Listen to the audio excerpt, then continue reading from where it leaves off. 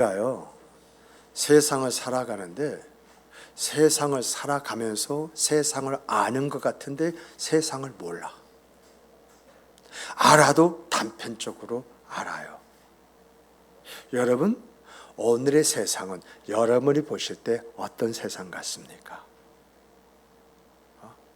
사회학자하고 미래학자들이 하는 이야기를 이렇게 읽어보거나 들어보면요, 하는 말이 이구동성으로 오늘의 이 시대를 위기의 시대라고 말합니다.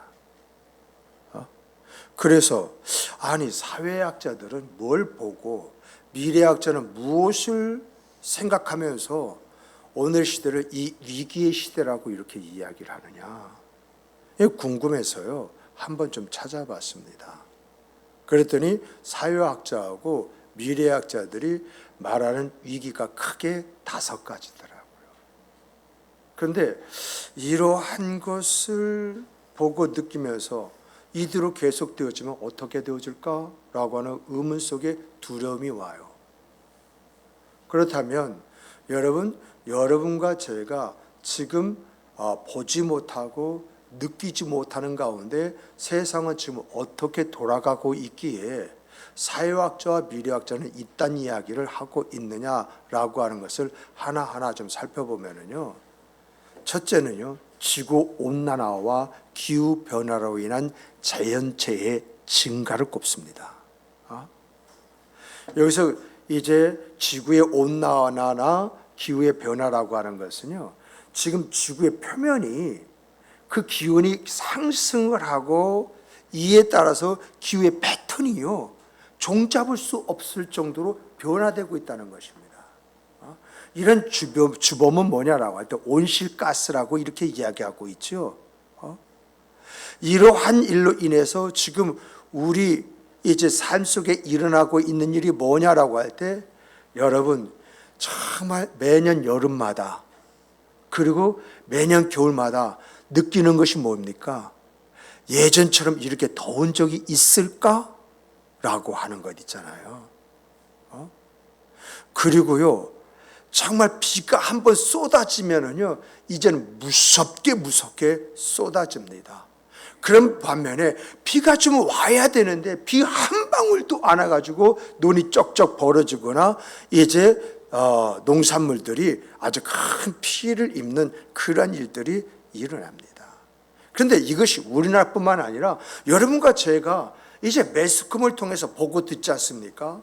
이거 말할 수 없는 폭염, 그리고 가뭄, 홍수, 태풍, 하리케인, 이런 것들 생각하면요, 진짜 예전에는 경험해 보지 못했던 그 위력이 이제 무장되어 가지고 밀어 닥치는. 그런데 중요한 것은 그 빈도가 점점 늘어난다고 하는 것이 아니습니까? 또 그 강도가 점점 세지면 세지지 줄어들지 않는다고 하는 것이잖아요. 근데 이것뿐만입니까? 여러분, 이러한 일로 인해서 빙하, 만년설이 녹아요.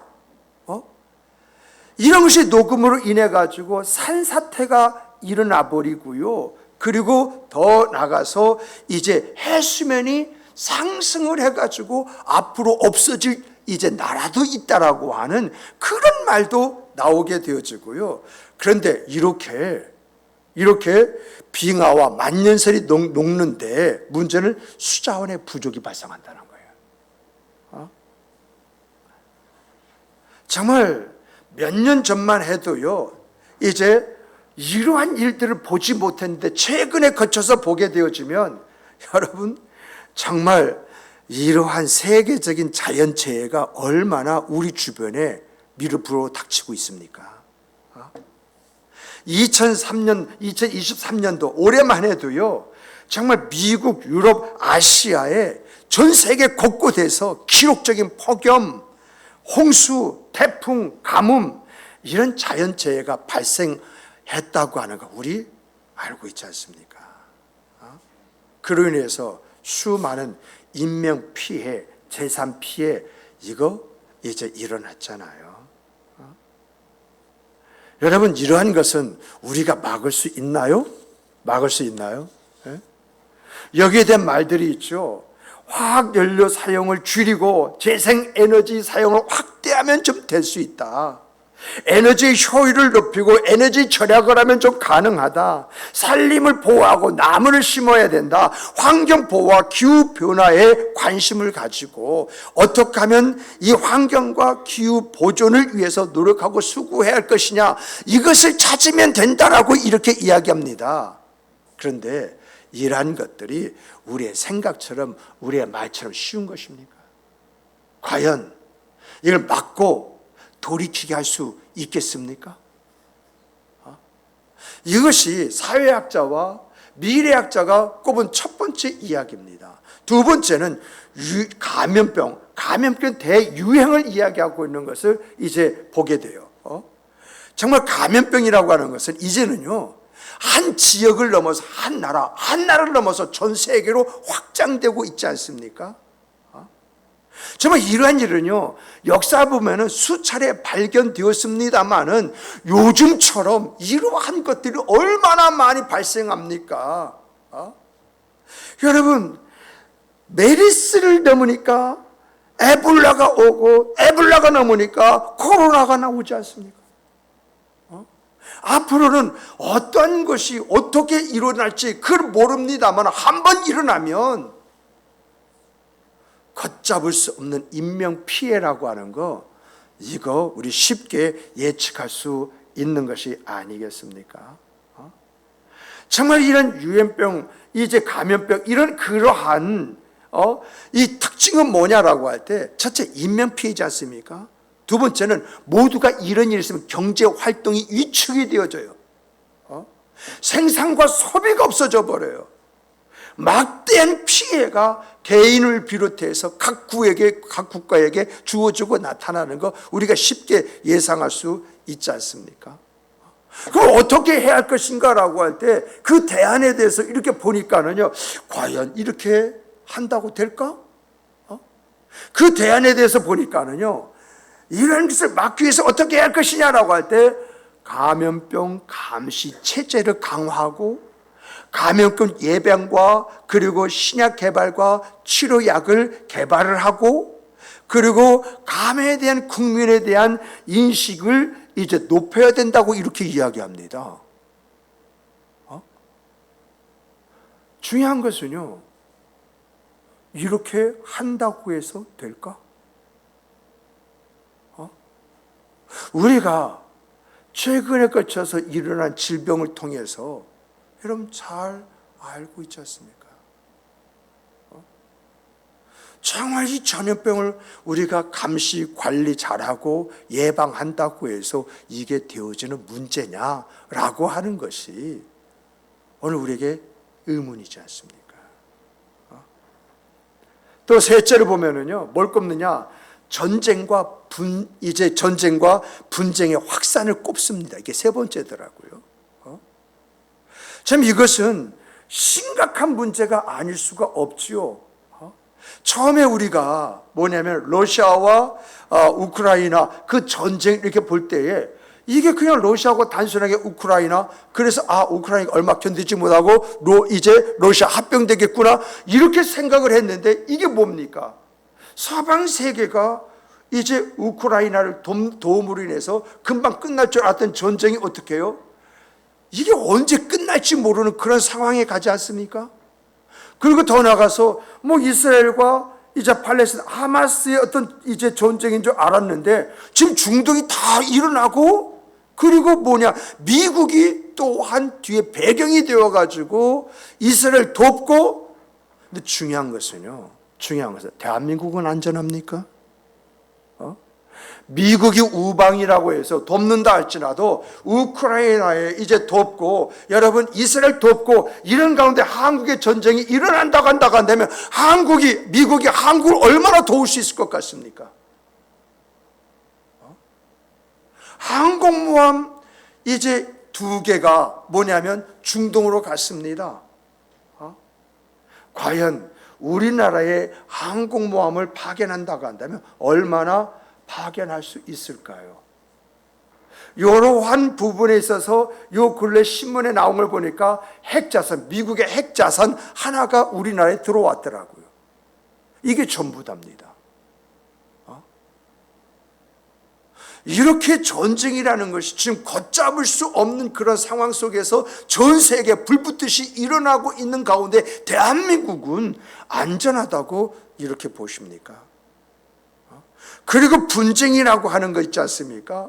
얼마나 심각하게 세계 각국에서 일어나고 있는 그런 문제입니까? 이런 원인을 이제 분석을 해보니까 국가 간의 영토, 자원, 이념적인 이제 그런 같은 지정학적인 것이 이제 갈등을 일으켜서 그렇다고 하고요. 내부의 갈등, 종교의 갈등, 그리고 인정의 갈등 등 사회적인 갈등 때문에 그렇다고 하고요. 정치적인 불안정과 독재 정권에 대한 출현, 이러한 정치적인 갈등으로 말미암아서 일어난다고 하는데 여러분, 이러한 것으로 어떤 결과들이 우리에게 좀 초래되고 있습니까? 정말 많은 사람이 죽습니다. 이스라엘 같은 경우도 팔레스틴과 이스라엘 사람 5천 명이 죽었다고 합니다. 그런데 이스라엘 사람들 한 절반 정도는 죽었겠지요. 근데 문제는 이스라엘 인구가 몇 명이나 되느냐는 것입니다. 또 더 나가서요, 러시아에 나오는 그런 정보에 러시아와 우크라이나 얼마나 많은 사람이 죽습니까? 근데 여러분, 전쟁이 일어나면요, 승자나 패자나 경제적인 빈곤 문제가 심각해집니다. 정말 이 전쟁과 분쟁으로 인해서요, 경제 활동이 위축이 되어지고요, 재산상의 그 피해는요, 이건 막을 수 없어요. 사회의 어떤 불안은 증가되어지고요, 질서는 자연스럽게 파괴되어서 힘 있는 사람이 모든 것을 좌우지해버리는 그런 세상이 되어버리지 않습니까?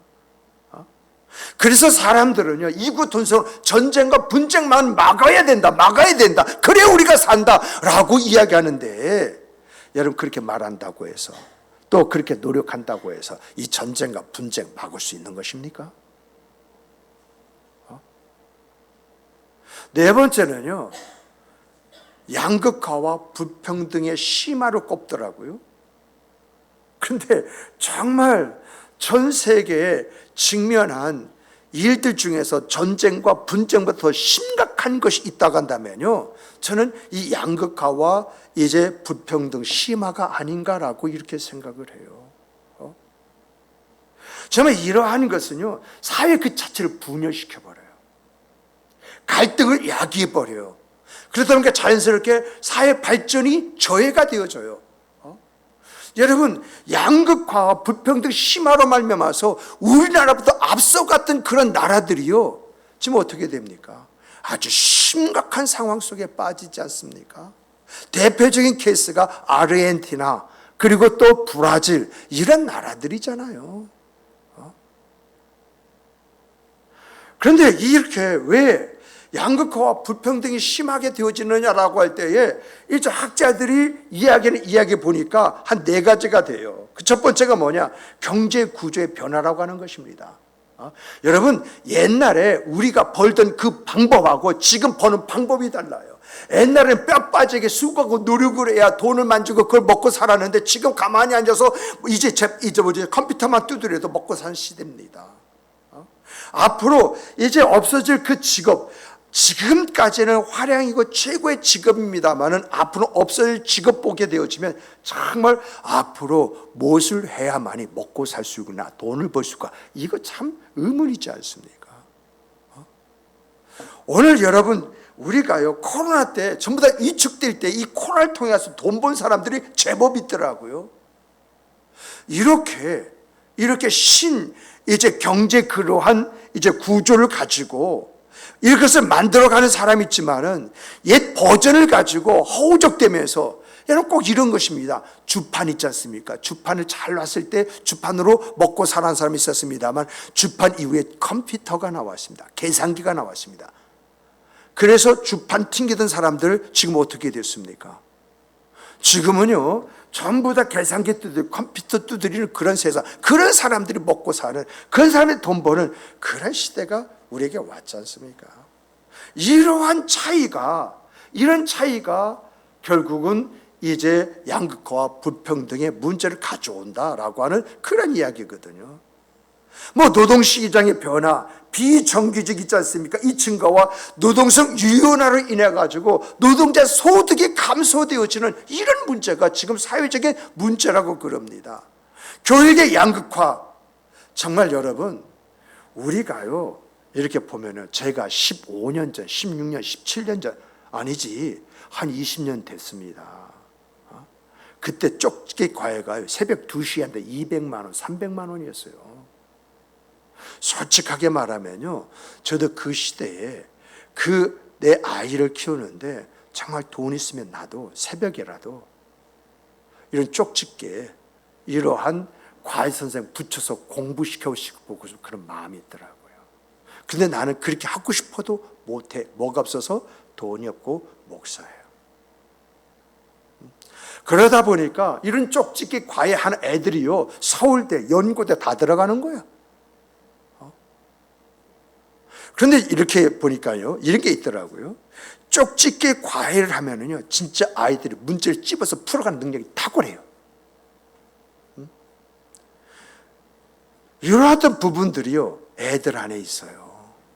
그런데 수석은 이제 그러한 일을 하시는 분의 그런 이야기를 들으니까 수석은 다른 사람이 한대요. 이렇게 쪽집게 과외를 통해서 가르쳐주는 아이가 수석을 하는 것이 아니라 그것을 자기 것으로 만들어 몸부림치는 아이가 수석을 한대. 참 이상한 말을 해서 좀 신기하기도 했습니다만 중요한 건 제가 말하고자 하는 것은 여러분 교육에 있어서 여러분 자녀들 어떻습니까? 그래서 저는 우리 아이들이 재수, 삼수를 하더라도 그가 원하는 대학이 있다면 그 원하는 대학에 들어갈 수 있도록 만들어주라는 것입니다. 내가 쪽집게 과외를 할 수 있는 그런 능력이 없다고 한다면 아이가 스스로 노력을 해서라도 뭔가 그것을 해낼 수 있는 기회를 줘야 애들이 후회 없는 인생과 삶을 살아갈 수 있다라고 해서 저 같은 경우는요 애들 최소 시키세요. 우리 아이도 삼수했습니다.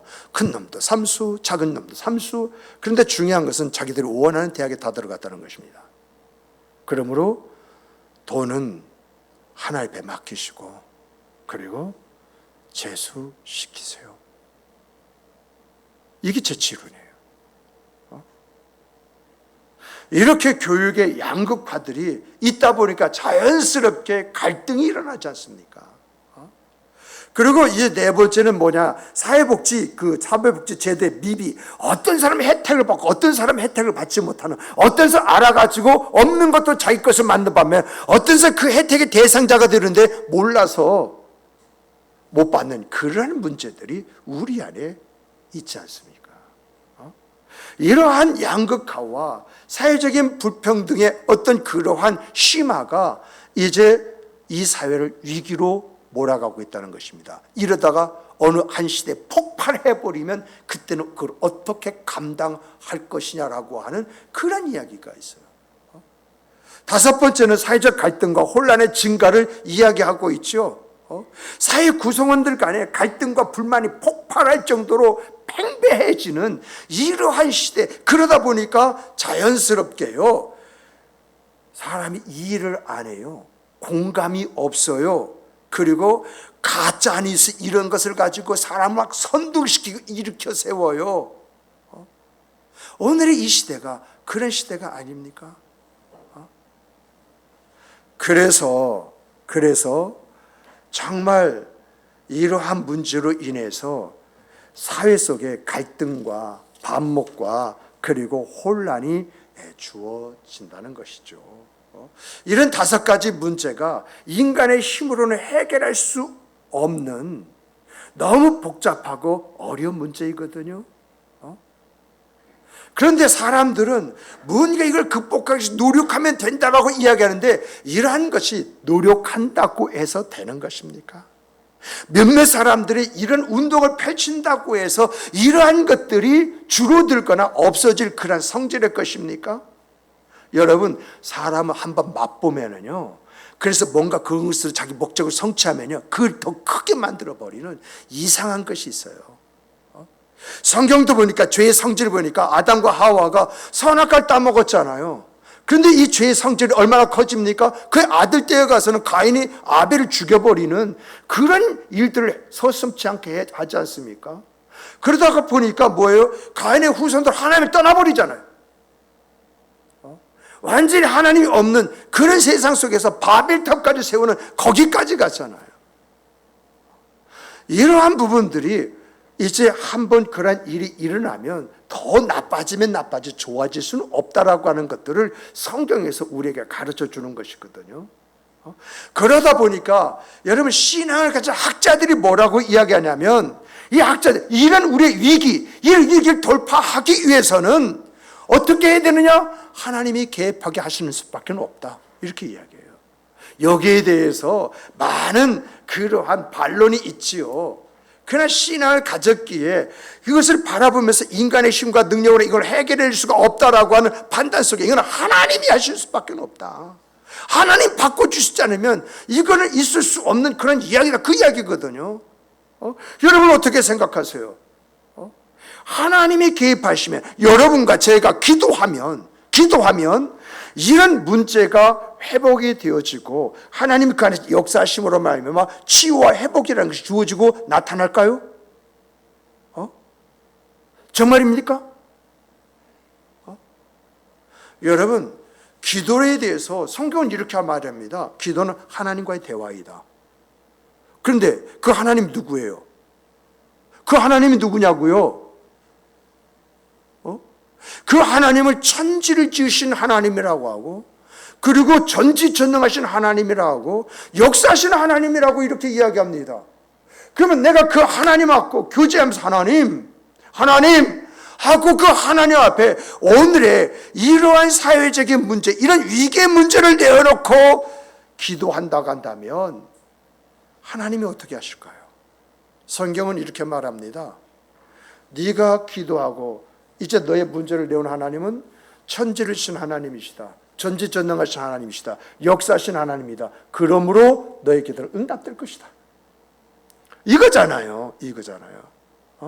그런데 이런 문제 속에서 하나님이 응답하시는 방법을 보니까 두 가지더라고요.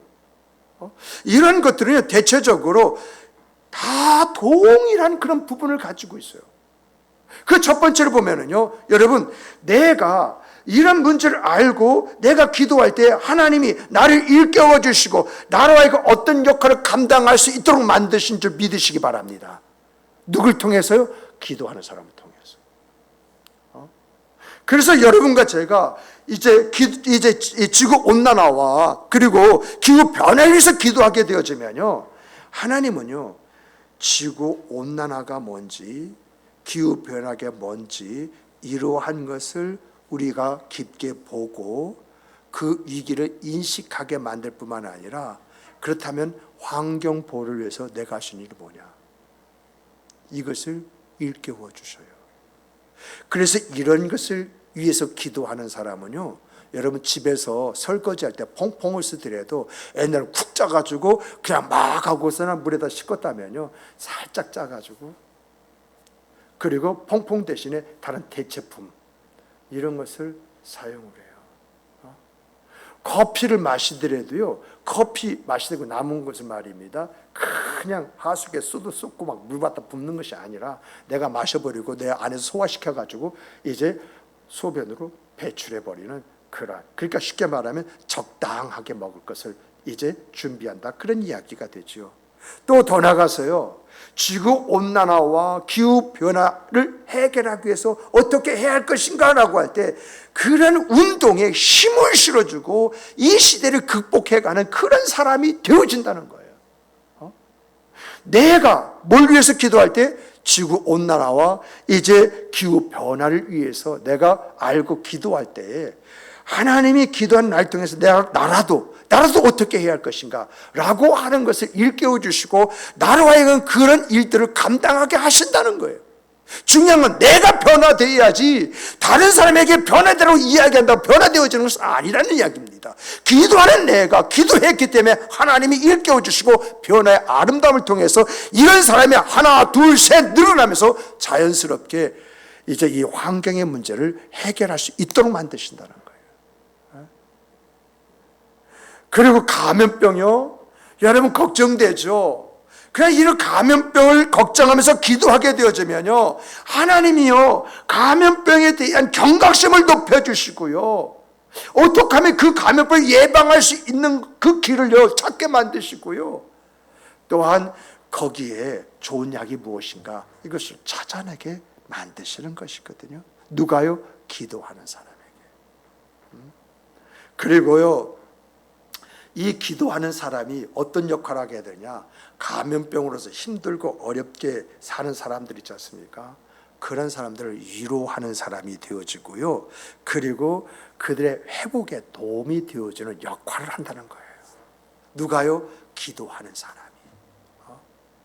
그래서 정말 내가 이 감염병 때문에 기도하게 되어지면요, 하나님께서 내 안에서 내가 무엇을 어떻게 해야지 가르쳐 주시고 그 역할을 통해서 사회의 안정을 도모하는 그런 일들을 하게 하신다는 것입니다. 그리고 여러분, 우리가 전쟁과 전쟁과 분쟁의 그 확산을 방지하기 위해서 기도하게 되어지면요, 여러분, 전쟁과 분쟁의 원인이 뭐냐? 그리고요, 평화와 화해라고 하는 것은 어떤 것이냐라고 하는 것을 깨달아 알고요, 내 자녀들에게 교육을 시켜서 내 자녀들부터 이제 전쟁과 분쟁의 원인이 어떻게 해서 빚어지고 또 평화와 화해를 이루는 데는 어떻게 해야 할지 이렇게 서로가 아는 가운데 저변 확대를 일으키는 거예요. 누가요? 기도하는 사람이에요. 그리고 이제 전쟁과 분쟁으로 해서 피해 입은 그런 사람들 있지 않습니까? 그런 사람에게 뭔가 힘이 되어지고 위로하는 위로자의 그 역할을 이제 찾게 되어져 있다는 것입니다. 또 더 나아가서 우리가 양극화와 불평등 심화를 위해서요 기도하면, 그리고 사회적 갈등과 혼란에서 기도하면 하나님이 기도하는 나 때문에 나의 그 어떤 것을 보게 하시는 눈을 열어주시고 가슴으로 품게 하시는 것을 이제 품게 하여 주시고 내 생각 그 삶 속에서 내가 무엇을 어떻게 해야 할 것인가 이것을 일깨워 주심으로 인해서 나로 말미암아서 사회 양극화를 더디게 만들고 불평등을 평등으로 좀 바꾸어가고, 그리고 사회적 갈등을 잠재우고 혼란을 막는 그런 일들을 하게 되어질 뿐만 아니라 그런 상황 속에 놓여져서 그 안에서 고통하고 힘들고 이제 어렵게 살아가는 사람들에게 위로자가 되어지고 힘이 되어지고 그들과 함께 아름다운 관계 속에서 복음, 내가 예수를 전하지 않으려고 해도 저 사람이 누구이기에 나에게 이렇게 하는가, 내가 예수 믿는 사람이라고 하는 것을 알 때에 말없이 행동하는 그 행함이 바로 우리가 전달하는 복음이 되어서 하나님을 알게 하는 그런 역사로 이어지게 되어지는 것이죠. 근데 중요한 것은 하나님께서 역사하실 때에 기도하면입니다. 기도하면 하나님께서 기도한 사람을, 그런 사람을 만들어 주시고, 기도하면 기도하는 사람을 그런 역할을 감당하게 이제 만들어 주시고, 기도하면 기도하는 그 사람에게 그런 일을 통해서 아름다운 그러한 이제 복음을 전하는 그런 일들을 하신다라고 하는 이야기입니다. 그러므로 기도하면 의식이 주어지잖아요. 기도하면 내가 무엇을 어떻게 할 것인가 생각하게 되잖아요. 기도하면 내가 움직여지게 되잖아요. 이러한 것을 가르쳐서 성령의 인도와 역사라. 나는 기도한 것밖에 없는데 내 안에서 역사하시는 성령의 섭리가 나를 이런 사람으로 만드는 것이다. 이렇게 이야기를 하는 것입니다. 그런데 여러분, 두 번째를 보면요, 두 번째는 기도하면 이것은 내가 이제 힘써서 수고해서 노력해서 될 것이 아니라고 한다면 하나님이 개입하셔 역사하시는 줄 믿으시기 바랍니다. 여러분, 오늘 본문 보세요. 오늘 보면 이 예레미야는요, 여러분, 이 이스라엘 민족이 바벨론 포로로 끌려가기 바로 직전이야. 이스라엘 그 운명이 풍전등화야. 그런 상황 속에서 이제 예레미야가 너희가 바벨론 포로되어서 70년 동안 이제 그곳에서 종들하며 살다가 돌아오게 될 것이다 라고 이야기하는데 그런데 오늘 본문에서 너희가 기도하면 너희의 기도를 하나님이 들어주실 것이다. 이러한 역사의 문제는요, 이스라엘 한 나라의 힘과 능력으로 안 된다는 것이죠. 하나님이 개입해 주셔야만이 70년 후에 돌아오는 역사가 일어난다고 하는 것이죠. 그래서 이스라엘 민족의 죄악으로 인해서 하나님이 심판하시지만은 그들의 회복을 분명하게 이야기하시면서 그래서 하시는 말씀이 내가 나의 생각을 안 하니 나의 생각은 평안이지 너희에게 재앙을 주는 것이 아니니라. 너희들이 깨닫고 돌이키는 기간을 난 70년으로 잡았다. 그래 깨닫고 돌이키게 되어지면 그때 너희가 기도하면 내가 너희의 기도를 들을 것이다. 너희가 온 마음으로 부르짖으면 나를 찾게 될 것이고 나를 만나게 될 것이다. 이것은 뭐죠? 너희의 문제가 해결된 두 눈으로 볼 것이라는 것입니다. 그리고 마태복음 7장 7절부터 11절 보면은 구하라 하시면서 그리하면 너에게 주실 것이요 찾으라 그리하면 찾을 것이요 문을 두드리라 그리하면 너에게 열릴 것이니라. 구하는 이마다 받을 것이요 찾는 이가 찾아낼 것이요 두드리는 이에게 열릴 것이냐 말하면서 너희 중에 누가 아들이 떡을 달라 하면 돌을 주며 생선을 달라 하는데 뱀을 줄 수 있겠느냐. 하물며 너희가 악할지라도 하늘에 계신 너희 아버지께서 구하는 자에게 좋은 것을 주시지 아니하겠느냐라고 이렇게 이야기합니다. 우리가 기도하면 하나님이 우리의 기도를 들어주시고 응답해 주신다고 하는 것입니다. 정말 우리의 필요를 채워주시고 우리의 소원을 이루어 주신다고 하는 것입니다. 이러한 말씀은 다 무엇을 이야기하고 있죠? 기도의 능력이라는 것이 이런 것이다라고 하는 것을 우리에게 보여주고 있지 않습니까? 이렇게 기도하면요, 하나님은 우리 안에서 우리의 노력과 행동을 통해서 역사하실 뿐만 아니라 정말 우리가 할 수 없는 것은 하나님이 직접적으로 개입하여 주셔서 역사하여 주신다라고 하는 그런 말씀들이거든요.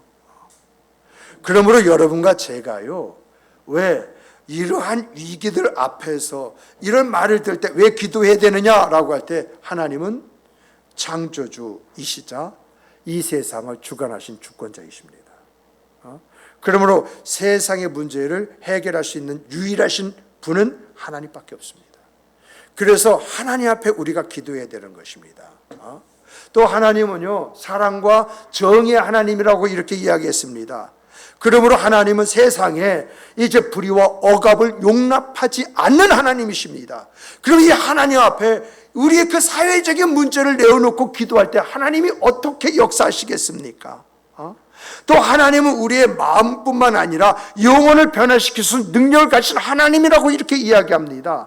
정말 이런 하나님 앞에 내가 놓고 기도할 때 하나님이 우리 안에서 우리의 삶을 변화시키고 우리의 인생살이를 복되고 아름답게 이끌어가지 않겠습니까?